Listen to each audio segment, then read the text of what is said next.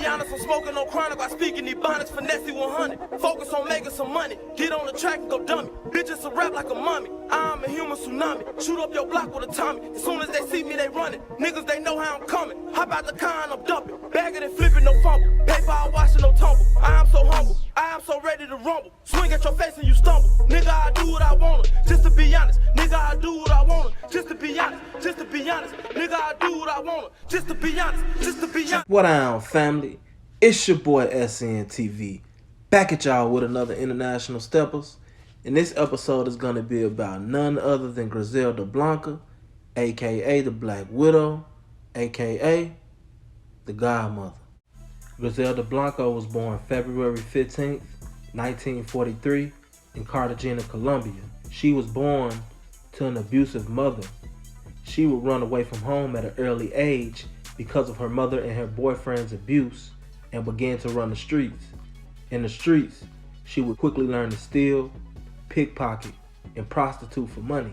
It is said that Griselda Blanco caught her first body at the tender age of 11 when her and some of her friends abducted the 10-year-old little boy of a wealthy Colombian family.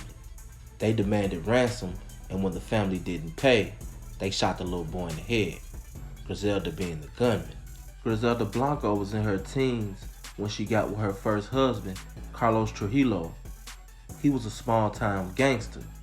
This would be her first experience being with a man that had street credibility. She would have 3 sons with him, Dixon, Uber, and Osvaldo. Trujillo had many different hustles, but his main hustle was falsifying immigration documents. Allegedly, him and Griselda Blanco had some type of dispute, and she ended up getting him killed. Griselda Blanco would get with her second husband, Alberto Bravo, in or around the year 1970. They would become successful very fast because Alberto Bravo was smuggling drugs. Griselda Blanco had already been in a relationship with the guy that was smuggling people, so she kind of understood the business very well. Griselda Blanco actually invented putting secret compartments in undergarments. She was very successful at her endeavors when it came to getting drugs in and out of the country. Therefore, she became a very reliable asset. Eventually, Griselda Blanco would become bigger than her husband, and this he wouldn't like. In the year 1975, she would catch her husband, Alberto Bravo, stealing from a business that was supposed to be 50-50 between both of them. She would fly from America to Bogota. Her and Alberto would have a heated argument, and they would end up shooting each other. Griselda Blanco would shoot Alberto Bravo in the head, killing him instantly, and Alberto Bravo would shoot Griselda Blanco in the stomach with a Uzi. She would survive. This would be her second husband that she would take out, thereby giving her the name, the Black Widow. After getting involved with the Medellin cartel, Griselda would quickly make her expedition to America. Why? Because America was the world's top consumer of drugs. Griselda Blanco would go to New York, and she would quickly become a queen pin in the city of New York. The feds would get onto her, and she would have to make another move to the city of Miami. And this is really when Griselda Blanco would begin to make her name and her legacy. In the 1970s, the U.S. would become a gold mine for Colombian and Peruvian drug lords. All they had to do was produce the product, and they would immediately have a destination. America would fall in love with the drug cocaine. Soon, there would be another drug that would emerge. Miami would already become a torn city because of the Arthur McDuffie murder by 3 police officers and their acquittal. By May of 1980, the city would be in an uproar as riots would start in Miami, and they would begin to tear the city down. The violence broke out after a white male jury in Tampa found 4 white former Dade County policemen innocent in the death of black Miami businessman Arthur McDuffie. With everything that was going on in Miami throughout the 70s and 80s, the demand for drugs would skyrocket, and Griselda Blanco would be there to deliver. In her heyday, Griselda Blanco was making upwards from $80 million a month dealing with the sale of cocaine. So much money was made that U.S. banks would stop taking it. When a lot of money is on the line, when a lot of money is being made, there's always conflict that comes with that. And Griselda Blanco wasn't one to shy away from conflict. As a matter of fact, she was the type that encouraged it. If you owed Griselda Blanco some money and you were late, you got killed. If you disrespected Griselda Blanco or any of her sons or associates, you got killed. Women, children, it didn't matter. Griselda Blanco was on another level when it came to violence. Griselda Blanco was second to none. By the mid-1970s, Griselda Blanco had already began to go to war with one of her former proteges, a guy that went by the name of Pablo Escobar. They began to play a deadly game of cat and mouse, and only time would tell who would prevail. Griselda Blanco would also get with her third husband, Dario Sepulveda, in the late 70s. She would have her fourth son, Michael Corleone, August 5th, 1978. She would actually get the name Michael Corleone from the movie The Godfather, which was her favorite movie at the time. By the time Michael Corleone Blanco was 16, his father and all three of his brothers had been murdered. His dad, Dario Sepulveda, was killed by Colombian police after allegedly kidnapping Michael Corleone.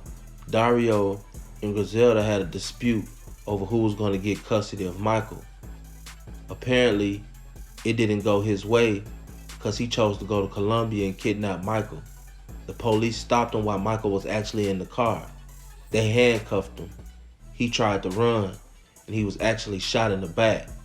According to Michael, he basically jumped in front of the bullets to save his son's life.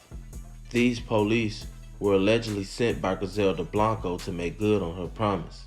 She promised Dario that if he went to Colombia and kidnapped Michael, that he wouldn't make it back.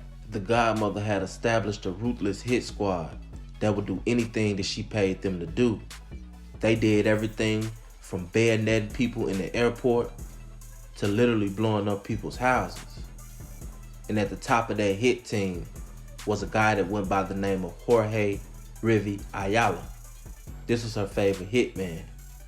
This was also the man that ended up testifying against her in the court of law. Those of you that have seen the Cocaine Cowboys, he pretty much lays it out. He was a killer. He was a hired killer for Griselda that eliminated people who were involved in the drug business. One thing that separated Griselda Blanco from your average drug lord is the fact that she didn't mind what she got people hit at. She was convicted of the Dadeland Mall shootings because she ordered a hit on some guys that was at the mall. She actually paid a guy to go to the airport and stab a guy with a bayonet. With her, it was about the spectacle. She wanted everybody to know what she had did and who was doing it. Because for her, respect meant everything, and she wanted the people to fear her. And that's what they did. Everybody feared the godmother, except Pablo Escobar. Miami would become a city known for its drugs and violence. But with the crack epidemic underway, the money would be more plentiful than it had ever been. The city would actually use this money to reconstruct itself. Miami was built on drug money, and people like Griselda Blanco and Pablo Escobar is what helped the city of Miami thrive. Be that as it may, Miami law enforcement would decide that it would be time to eradicate all cartels. And Griselda Blanco was number one on their list. They formed a task force specifically made for Griselda called SNTV 26. And the object of SNTV 26 was to bring Griselda and her organization down completely to its knees.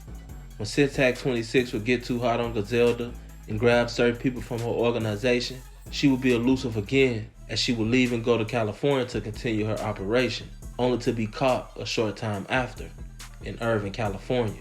She would be sent back to New York to face federal drug charges, in which she would fight and receive the maximum sentence of 15 years. Little did she know, she would also have to go back to Miami to fight 3 murder cases. Her longtime hitman, Rivi Ayala, was now snitching on her. He had turned his back on her, and around September of '92, Griselda Blanco's 3 sons, Dixon, Uber, and Osvaldo, would get out of prison. They were incarcerated on shorter sentences for minor offenses. Osvaldo's paperwork didn't check out, so he ended up being expedited back to Colombia. 6 months after he was expedited, Pablo Escobar put a hit on him. One night, there was a celebration for him. After he left the celebration, shooters pulled up and they killed Osvaldo. This will hurt Griselda deeply, and by this time, she would be ready to do anything to Pablo Escobar to get back. Griselda's oldest son, Dixon, would find out the location of the 2 people that killed his younger brother. He would go pass out money and find out their direct location, causing one to kill himself. He would catch the other one and torture him to death. But him and his younger brother would suffer the same fate as Osvaldo. They would eventually end up being gunned down in the streets of Colombia. In 1991, Griselda Blanco would meet a young brother by the name of Charles Cosby. He was from the LA area, around the same area that she was locked up in. He would write her because he said that he idolized her. She would end up being intrigued by him, and they would end up talking. Shortly after, they would end up in a relationship. It would get to the point where Griselda Blanco would be shipping bricks straight to his house. Charles would begin to make money. She got to the point where she would have Osvaldo, her son, and Michael around Charles, so she would actually love him. It wasn't until the point where she found out that Charles was messing around with another woman where things could potentially get deadly. Griselda Blanco would put a hit on Charles. Later, she would say that it was supposed to be a warning shot, but Charles would end up getting shot. Shortly after that, he would try to break loose from her, and at first she would resist, but eventually she would fall in line with the idea.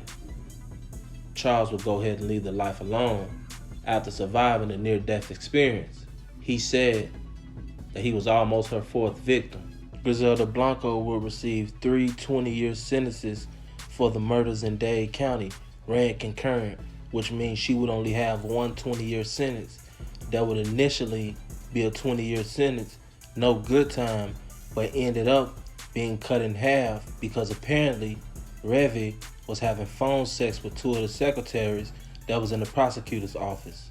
Griselda Blanco would end up getting out in 2004 after serving 19 years for somebody that killed, sent hits, money laundered, and ran a criminal enterprise. I would say that she did mighty fine. As far as her having anybody in this world that she can depend on, 3 of her sons, gone. 3 of her husbands, gone. Her cartel, no more. The only thing that she had left was her son, Michael Corleone. She would decide to live the rest of her life out as a born-again Christian. And in 2012, after leaving a butcher shop, she would be gunned down. According to witnesses, 2 gunmen pulled up on motorcycles. One of them got off. A middle-aged man walked up to Griselda Blanco and shot her twice. Walked back to his motorcycle, very calm. He moved like a professional. Got on his bike and rode off. And that would be the end of the chapter of Griselda Blanco. She died just like her son. What we can learn from the story of Griselda Blanco is this: when you're making money and blood begins to shed, the money will always decrease. So when you're making money, it's good to keep down all conflicts, because with conflicts comes death, and with death comes the police. Now you have way bigger problems than your ops. You have federal problems. This has been the story of Griselda Blanco. It's your boy, Street Newz TV.